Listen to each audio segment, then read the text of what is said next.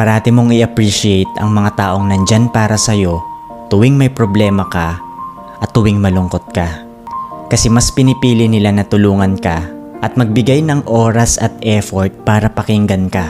Kahit na sila mismo, alam din nila sa sarili nila na nahihirapan din sila sa buhay at may problema din silang hinaharap ngayon. Alam mo, bihira lang yung mga taong ganyan ngayon.